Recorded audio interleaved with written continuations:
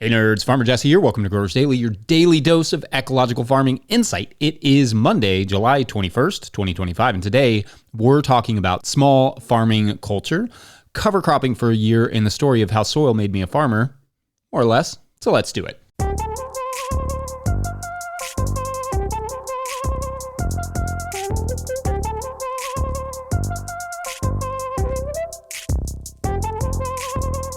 All right, happy Monday to everyone. I hope your all's weekends were whatever you hoped them to be. Our weekend was a lot of working on soccer stuff, honestly, gearing up for the upcoming fall season, the details of which I will not bore you with, but I am excited to get to see all the kiddos again at the park. It's very fun. It takes an enormous amount of organization, but it's very fun. We also got lots of rain this past week, like lots of it. We were in a bit of a dry spell before last week, and now stuff is just going absolutely bananas, which is not super typical here in late July, but is super cool to see. Unrelated, I have a fun treat for you all this week. I think it's going to be fun, or I hope so. On Wednesday morning, we are going to go live and do the entire show that way, live. Now, Wednesday morning is not a particularly convenient time. I recognize that, but it's when Mike is here or available to help me. So the idea being that we will do the show in the morning on YouTube, and then we will post the show to the podcast feed in the afternoon. But this means that you all will be able to ask questions live as we celebrate our 200th episode of this show, which is unbelievable. We thought that could be a fun challenge for us to do kind of something different and a change of pace for you all, perhaps. Maybe we'll do one once a month or something if it goes well and you all like it, and switch it up from time to time and occasionally allow for different people to join me, that sort of stuff. But anyway, mark the old calendars that we will be going live at 9 a.m. Eastern Standard on Wednesday, and probably go a full hour because I also usually have to do a little harvesting on Wednesdays, so I can't go that long. Anyway, yeah, that should be fun, provided we don't run into any technical difficulties, or perhaps those will just make it more fun. We shall see. Also, something I'd like to explore this week and maybe next week is big ideas. After I talked about land management that we could see from space last week, some folks sent in some really good examples of various sort of restoration projects that I spent some time this weekend looking into. I love that sort of stuff, and I'm getting a lot of inspiration from it right now. So that is very cool, and I hope you will continue to put your ideas or things that you come across in the comment section. Last bit of housekeeping here. I feel like I'm doing a lot of it this Monday, but it is Monday. Why not? We want to see your harvests. So your job this week is to send us a 20-second video clip. Send it to farmermike@notillgrowers.com with your harvest. Indeed, even if you've already submitted a video, feel free. Maybe it's a basket of veggies or a walk-in cooler full of greens or whatever. We really love having you all be a part of the show and want to keep that going. So yeah, show the harvest, tell us where you're at, and also send that to farmermike@notillgrowers.com. Anyway, all of that out of the way, something that has been on my mind this week is the show The Bear, the show about the restaurant. No spoilers here, don't worry, because I loathe nothing more than spoilers. Actually, I probably hate something more than spoilers, but for now, spoilers are the worst, so I won't do that to you all. For the uninitiated, this is a show, The Bear, about a restaurant in Chicago, and one of the things the show does fairly well as someone who cooked for a long time myself, is it captures, albeit dramatized with perhaps less alcohol and debauchery and yelling than it was when I was in the business, the culture of kitchens. Kitchen culture is a thing, and it was really well examined by people like Anthony Bourdain in his book Kitchen Confidential, albeit perhaps with a bit too much alcohol and debauchery and yelling. Cooking is an intense job that takes place often later into the evening with long hours, and although kitchen culture has changed a lot over the years, there seems, at least from the outside now, some continuity among the types of personalities and environments you step into. Every kitchen is its own thing, has its own language, has its own microculture, but cooks are largely cooks, and I think The Bear portrays this reasonably well. Of course, any of the cooks who listen to this can feel free to agree or disagree, but it has also left me wondering about small farms, and if small farms have their own sort of visible culture too. Like cooking culture is such a thing that Bourdain jump-started his writing career talking about it, and it necessitates, or at least supports, its own dramatized television series. My question is, does small farming have that? In the same way that cooks have a very large shared experience, does the modern farmer have that same sort of thing? Of course, I invite your insight here, but I think the answer is duh, absolutely. And just about anyone who has been at a farmer's market has seen it, like can visibly see it. I have traveled all over the States for conferences, and the look on the faces of the people who attended those farm conferences was almost always the same. Where cooks tend to be the product of intensity and pressure, I think small farmers are often the product of physical labor and pressure. culture. Strong-shouldered, with a mix of bewilderment and determination on their faces, they tend to come to conferences and markets in their best-looking work clothes because they are usually coming from chores and later going home to do more chores. Farmers give hearty hugs and commiserate just as heartily. The market, the weather, the climate, I think a lot of farmers have a different kind of shared experience than cooks because it's not the camaraderie that is shared, but often it's the isolation. The challenges of raising kids on a farm, the challenges of missing friends and people, the weather, always, but the joys of potlucks with the greatest food imaginable and talking about it all at conferences. Anyway, I think if I have a point in talking about this, it's to think about what the culture of the modern small market farmer is and what it says about our industry. If ever there was a show like The Bear, but for farmers, would farmers know if they got it right or wrong? Would it be evident? Has there been such a show? And I'm not aware of it, specifically a drama. My guess is we would be able to spot the fraud because being a small farmer is such a specific world to me, but I'd be curious to hear what you all say.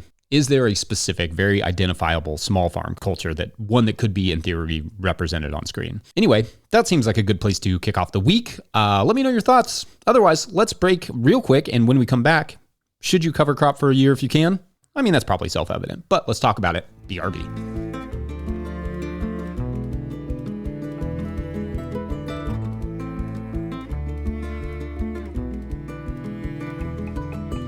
Dime dónde vas y en qué pensás. Today's episode is brought to you by Farmhand. If you're listening to this, you probably found 5 rare minutes to breathe. But what got pushed back further down the to-do list to make that happen? If it's your CSA newsletter, you're not alone. Farmhand's new newsletter builder was made for busy farmers. It automates weekly emails, drives add-on sales, and makes it easy to keep your customers in the loop without spending hours behind a screen. It launches this summer, but our listeners can request early access now. Visit farmhand.partners/no-till. That's farmhand.partners/no-till. All right, back to the show. If you, the listener, are enjoying this podcast, getting even a small amount of value from it, consider supporting our work over at patreon.com/no-till-growers. I will try to get to questions from everywhere that questions come in, but I will always get to your Patreon questions. Now, today's Patreon question comes to us from Patreon member Stephanie Sommer, who writes, quote, "Thanks, Jesse, for your insights. I've been following you for a few years and have read your book numerous times, practically worn it out. Learning a great deal." Thanks, Stephanie. My questions concern cover cropping. Do you ever remove a bed from production to cover crop it for an entire year? How often does an individual bed get a cover crop? I'm in the beginning of setting up my new homestead and have ultimate plans for 18 4x32 foot beds. Once I achieve that, I'm considering using only 12 beds each year and cover cropping the remaining 6 for the year. That would result in each bed getting refreshed every 3rd year. I'd love hearing your input on that. End quote. All right, Stephanie, great questions here. Thank you. And I'll kind of take each question individually somewhat. First, do I ever take a bed out of production for an entire year just to cover crop it? Well, let's look back at a couple years when this farm was at its peak in production, because it is certainly much more possible now that we're not trying to produce as much food and maximize every square inch of our production area like we were. So when we were doing that, however, when we were producing on a full acre a couple of years ago, we separated out short season crops like carrots, lettuce, squash, green onions, that sort of stuff, from our longer season crops. That would be like potatoes, sweet potatoes, garlic, some late tomatoes, that sort of stuff. So the short season and the long season crops had their own plots that they were rotated through. Like the long season crops never went to the short season side, and the short season side never really went to the long season side. The long season plots, I could, for instance, grow a bed of sweet potatoes, and then after the sweet potatoes come out,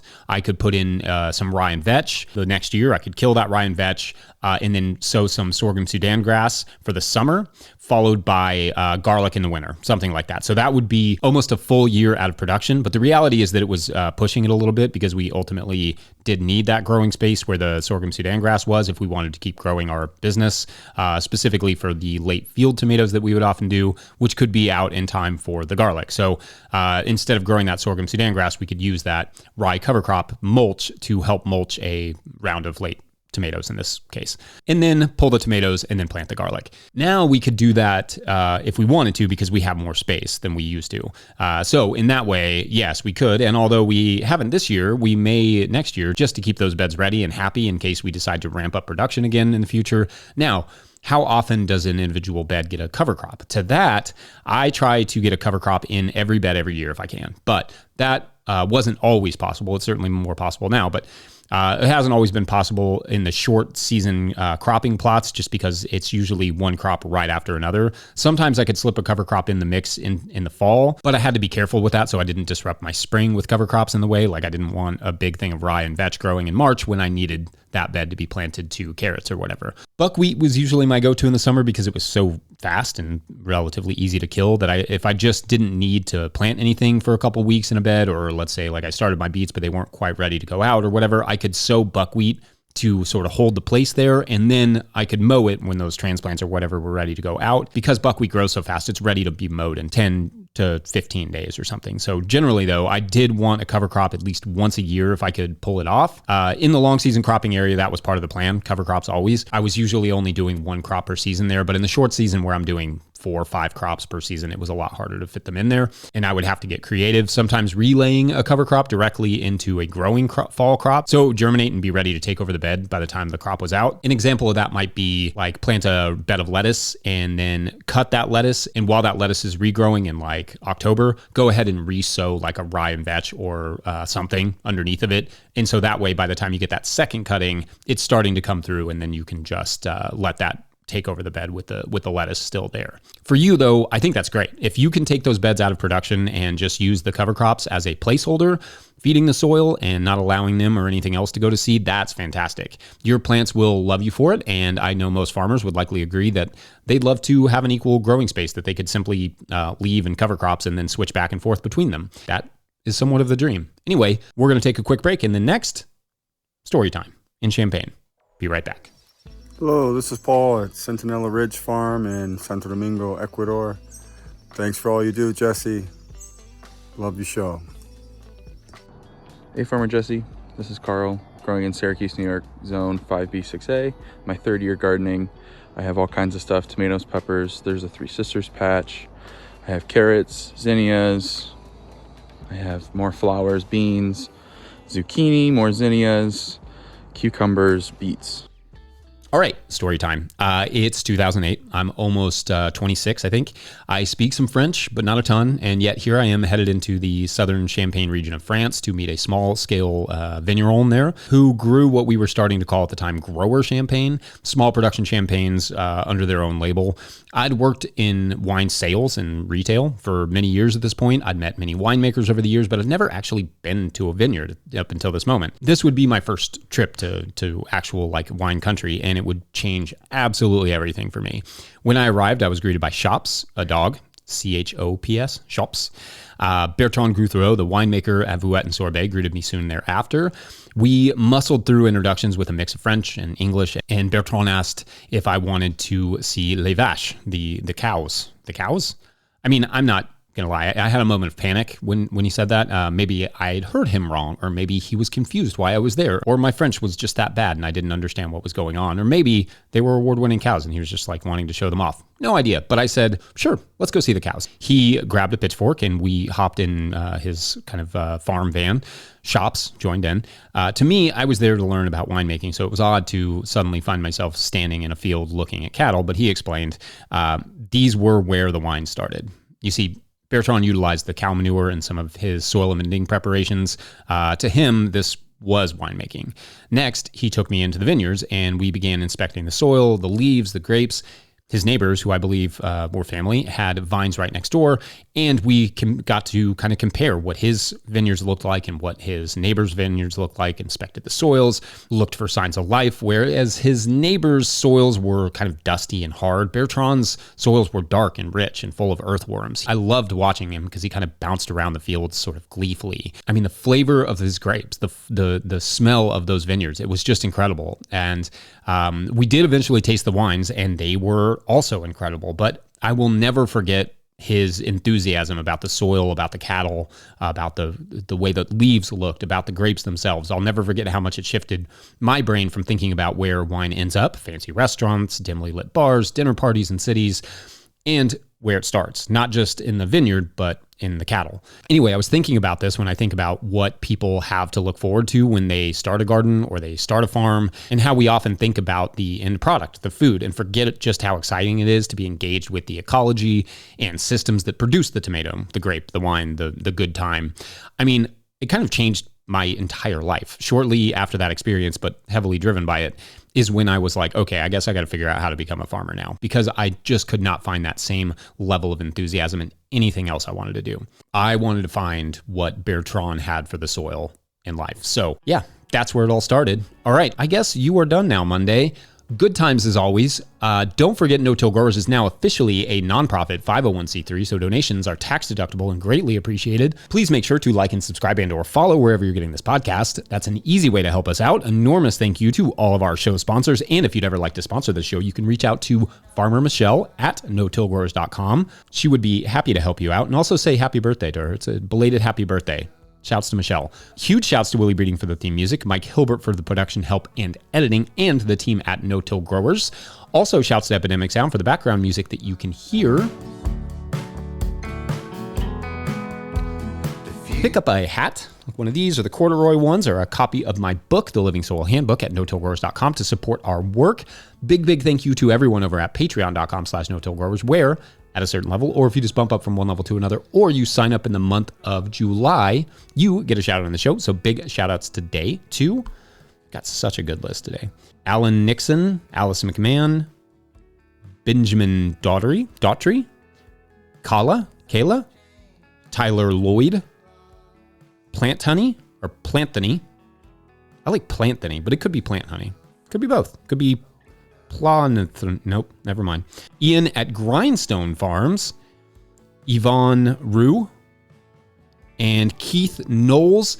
Shouts you all. So many good ones so many new signups over the weekend. Thank you all. Okay, then I feel a little bit of pressure for a good story this week. All right, so this week's story is about a farmer who was at market one day and is asked by a somewhat mysterious customer of theirs, regular but mysterious, if the farmer would come consult with them on building a farm in the area, and very, very large farm. They were wanting to get into farming. And anyway, the farmer is a little bit hesitant because it's summer, they're busy. And also this is a very mysterious and somewhat strange customer, but eventually kind of agrees to it when the mysterious customer offers $2,000 per day, because yeah, that's hard to turn down. Because there's something just a little bit, I don't know, off about this particular customer. The farmer does ask if they can bring a friend to help, and the mysterious customer agrees, even offers to pay the friend the same amount. So that's awesome. The farmer says, great, we'll be there. Then the farmer asks a friend in the booth over that sells flowers if they want to make a couple grand doing this farm consultation thing. And she says yes. And the next day they arrive at some giant steel gates that lead back into the woods, presumably to the house of the mysterious customer. And that is for tomorrow on the farm stay. It's a good spooky name. I like that. All right. Thanks for watching and/or listening. We will see you then. Bye.